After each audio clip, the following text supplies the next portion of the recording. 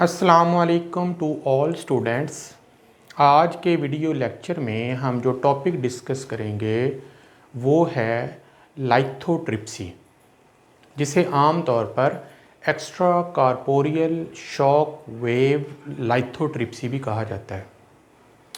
अगर हम इसके लफ्ज़ी मतलब पे गौर करें तो लाइथो का मतलब स्टोन होता है और ट्रिप्सी का मतलब होता है उसको ब्रेक करना।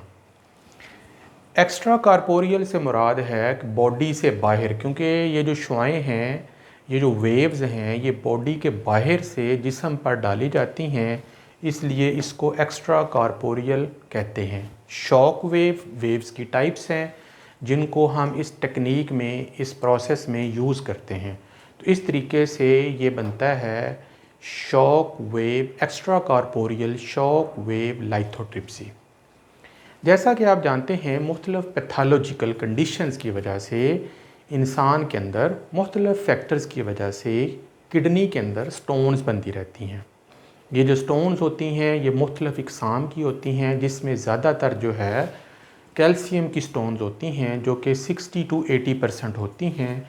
इनमें कैल्शियम ऑक्जेलेट की स्टोन है और कैल्शियम फास्फेट की स्टोन है, जिसकी वजह डिहाइड्रेशन हो सकती है, लो यूरिन आउटपुट हो सकता है, सोडियम का बहुत ज़्यादा इस्तेमाल हो सकता है, जिस्म में ग़िज़ा के ज़रिए बहुत ज़्यादा ऑक्जेलेट खाने से या प्रोटीन के बहुत ज़्यादा इस्तेमाल से ये स्टोन आमतौर पर डिवेलप हो जाती हैं।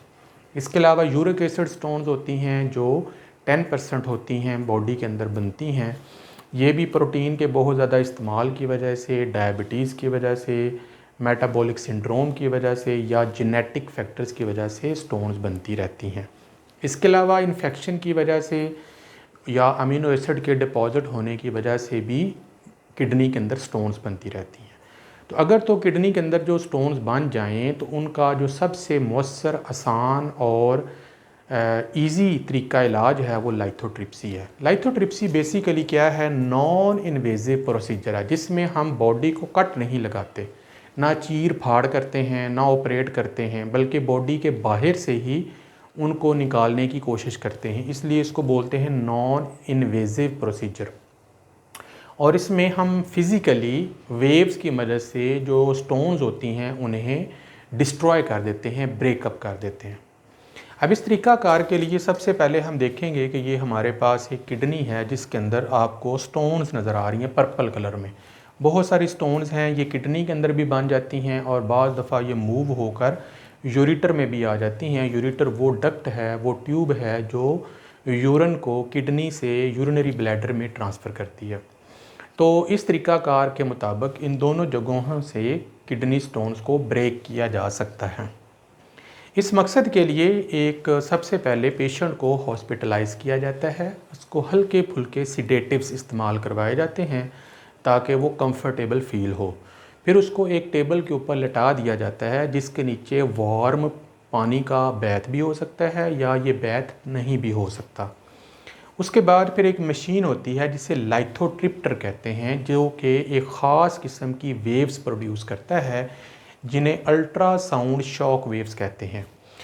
इसे आमतौर पर अकाउस्टिक पल्स भी कहा जाता है क्योंकि ये एक पल्स की शक्ल में स्टोन के साथ टकराती हैं। तो ये जो लाइथोट्रिप्टर है ये उन वेव्स को प्रोड्यूस करता है। अब इसके लिए फिर साथ एक्स रेज़ का भी इस्तेमाल किया जाता है जो पत्थरी की पोजीशन को पिन पॉइंट करते हैं कि किस लोकेशन पर, किस जगह पर पत्थरी जो है, स्टोन जो है वो मौजूद है। फॉर एग्ज़ाम्पल ये जो स्टोन है इस हिस्से में जो पेल्विस रीजन में मौजूद है, एक्स रेज़ की मदद से इसको जो सर्जन है वो गाइड करेगा और गाइड करने के बाद फिर लाइथोट्रिप्टर की मदद से अकाउस्टिक पल्स यानी अल्ट्रासाउंड की शॉक वेव्स को वक्फे वक्फे से उसके ऊपर, स्टोन के ऊपर गिराएगा, जैसा कि आपको ग्रीन कलर में नज़र आ रहा है। उससे क्या होगा कि ये जो स्टोन्स हैं ये इन शॉक्स के ज़ेरे असर ब्रेकअप हो जाएंगी, टूट जाएंगी और इनके टूटने से वो रेज़ा रेज़ा सैंड की तरह हो जाएंगी। जिसके बाद फिर ये पत्थरी के जो ज़र्रे हैं ये पानी के ज़रिए किडनी से होते हुए, यूरेटर से और फिर यूरिनरी ब्लैडर से होते हुए जिस्म से बाहर निकल जाएंगे, जिसमें 3 से 4 दिन जो है वो लग सकते हैं।